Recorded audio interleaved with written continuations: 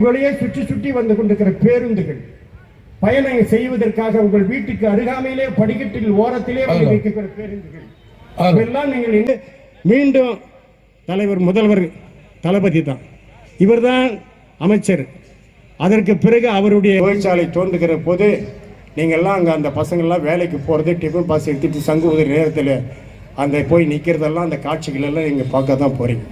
ஆகவே இதையெல்லாம் எதற்காக சொல்கிறேன்னு சொன்னால், பெண்கள் படிக்கவே கூடாது, அடுப்பதும் பெண்களுக்கு படிப்பதற்கு ஏற்றையும் பெண்கள் தொடுவது தீமை என்று எண்ணி இருந்தவர் மாய்ந்து விட்டார். ஆணுக்கு அந்த வெளிச்சத்தை காட்டி பெறப்போகிற அந்த சந்தோஷம் பல்லாண்டு காலம் அந்த சந்தோஷம் மீண்டும் நீடித்து கொண்டே இருக்கும். உங்கள் கவலைகள் எல்லாம் கரைந்து போயிடணும், உப்பு கரையிற மாதிரி உங்கள் கவலைகள் கரைந்து போயிடணும்.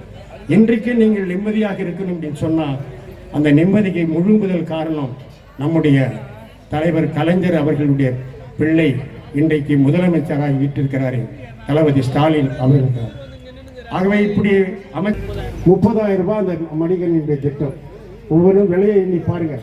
ஒரு 30,000 ரூபாய்க்கு சாதாரண சாமானிய மூலமாக தயாரிக்கப்பட்ட லேப்டாப் அதை உபயோகப்படுத்துகிற பசங்கள்லாம் சொல்றாங்க, இது மாதிரி இதுக்கு முன்னிருந்த ஆட்சியும் கொடுக்கல, அருமையான திட்டம், அற்புதமான லேப்டாப் கொடுத்திருக்காரு முதல்வர், அவர் பல்லாண்டு வாழ்க என்று வாழ்த்துகிறார். அவர் பேர் சங்கர் ஆறுமுகம்.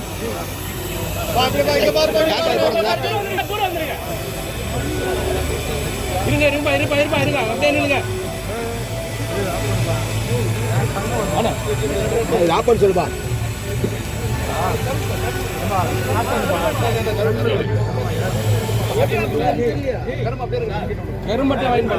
அர்த்தம் லேடிஸ் அனுப்புங்க.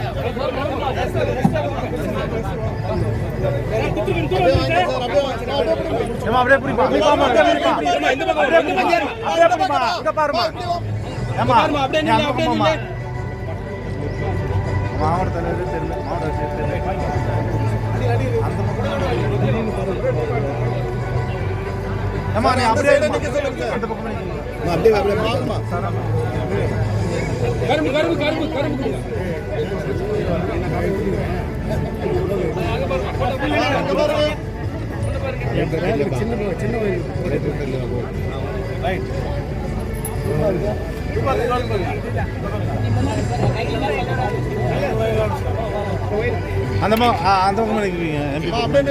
அப்படியே வாங்கிக்கோ, அப்படியே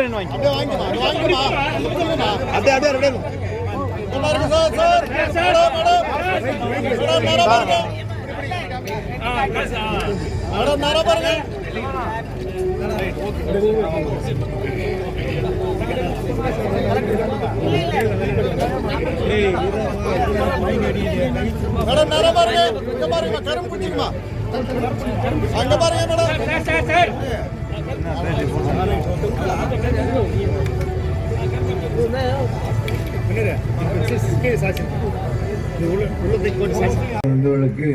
மாதம் 1000 கொடுக்குறாரு.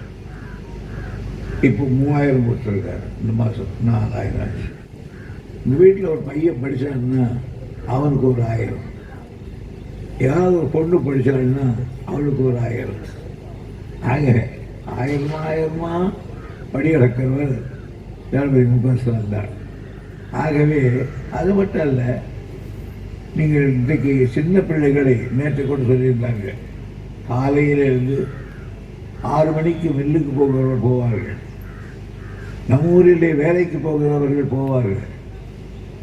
ஆனால் அதனால் பிள்ளைகள் என்ன செய்யும், போகிற பொழுது நான் போகிறேன், அதில் கஞ்சி தண்ணி ஊற்றி வைத்திருக்கிறேன், அந்த சாதத்தை சாப்பிட்டு விட்டு போ என்று சொல்லிவிட்டு போய்விடுவார்கள். ஆனால் அந்த குழந்தை அந்த சாதத்தை எடுத்து அது சாப்பிட்டு விட்டு போகும். சாதத்தை சாப்பிட்ட காரணத்தால் ஏற்படுகிற மன்றத்தால் தூக்கம் வந்துவிடும். அந்த தூக்கத்திலே கிளாஸிலே தூங்கிவிடும். இந்த நிலைமை இருக்கக்கூடாது என்று எண்ணிய தளபதி அவர்கள் ஏற்கனவே மத்திய உணவு போடுகிறோம்.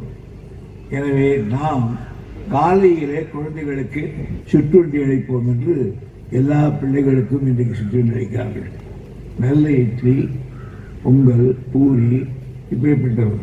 ஆக இப்போ தளபதி இப்போ செய்த பார்த்தால், அதாவது தளபதி காலை டிஃபன் கொடுக்கிறார், மத்தியானம் காமராஜர் காலத்திலிருந்து தொடங்கி வந்து அந்த மதிய உணவு கொடுக்குறாரு. அது சர்க்கார் தான் கொடுக்குறது.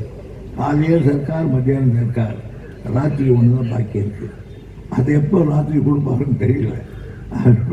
சொன்னேன் தமாஷா, ஏம்பா ராத்திரி எல்லாம் 2 சார் மார்னிங் அண்டி லஞ்ச் முடிஞ்சு போச்சு. ஒரே ஒரு நைட்டு தான் இருக்கு. ஸ்கூல் விட்டு போகும்போது 4 சப்பாத்தி போட்டு அனுப்பிச்சுட்டா வீட்டில் சாப்பிட்டு மாட்டாங்க. நாங்கள் ஃபுல்லாக இருக்காருன்னா அது மாதிரி தான் ஆகிட்டு இருக்காரு. இப்போ ஒன்றும் இல்லை. இப்போ ஒரு பொண்ணு படிக்கிறா, போய் வேலூரில் அவருக்கு 1000 ரூபா கொடுக்குறாரு. பையன் போய் படிக்கிறாரு போது உங்களுக்கு என்ன 1000 1000 1000 1000 எதை எடுத்தாலும் 1000. எது எடுத்தாலும் சில பேர் போடுவான், எது எடுத்தாலும் திட்டு ஒன்று. அது மாதிரி எதை எடுத்தால் 1000. பொங்கல் வந்தால் 3000. தேர்தல் வந்தால் அதெல்லாம் ஒன்றும் கிடையாது. இருக்கிறீங்க, அது அவன் சாமாற்றியில் பொறுத்தது. ஆகையினால இந்த திட்டத்தை நூலிலே ஆரம்பித்து வைத்திருப்பது இவ்வளவு உள்ளபடியே தளபதி அவர்கள் சதா சிந்தித்து ஏதாவது ஒன்று செய்து கொள்ள வேண்டும் என்று ஒவ்வொரு நாளும் ஒரு திட்டத்தை அறிவித்துக் கொடுத்திருக்கிறார். ஆகையினாலே அவர்களை போல் இருக்கிற நாங்களும் அவரோடு செய்திருக்கிறோம். என்னை பொறுத்த வரையில் எனக்கு நீண்ட நெடுங்காலம் என்னை நீங்கள் இந்த தொகுதியிலே நிறுத்தி வந்தாலும் உடனே செய்ய சொல்லுவேன். வருகிற பொழுது தம்பி கல்யாணம் சொல்லி கொண்டு வந்தார். இந்த ஒரு மேல்பாடி காலனிலே தண்ணீர் கஷ்டம் என்று சொன்னார்.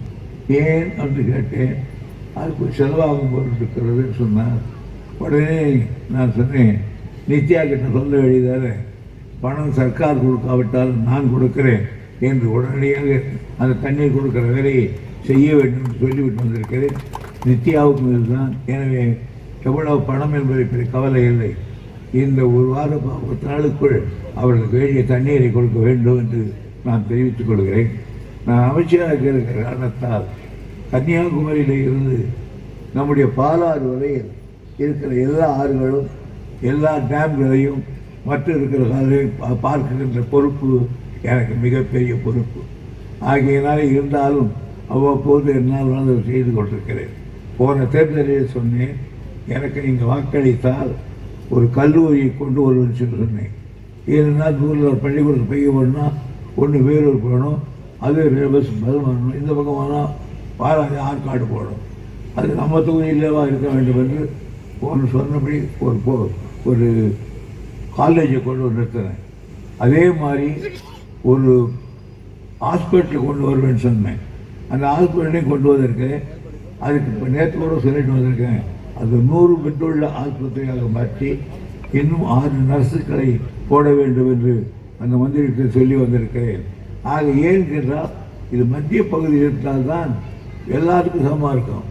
இதில் காவல்துறை மண்டியில் ஒரு பாம்பு கடிச்சா அடுக்குமாறு தூக்கி வரவங்களுக்கெல்லாம் ஆள் அவுட் ஆகிடணும். ஆக இது எங்கே இருந்தால் தான் பொன்னையில் இருக்கணும் சரி, திருவள்ளூர் சரி, இந்த பக்கம் இருக்கிற சரி, எந்த ஊர் இருந்தாலும் நிலையில் இருக்கக்கூடியது இந்த பகுதி தான். எனவே தான் நீங்கள் 2ஐயும் செய்திருக்கிறேன். அது மட்டும் இல்லாமல் ஒரு யூனிவர்சிட்டியை கொண்டு வந்து சேர்த்திருக்கிறேன். 3ஆவதாக இப்பொழுது இந்த தேர்தல் முடிந்த பொழுது இன்னும் இந்த பகுதியில் இன்னொரு சிப்காட் வரை இருக்கிறது. இப்போது ஒரு சிப்காட்டை கொண்டு வந்து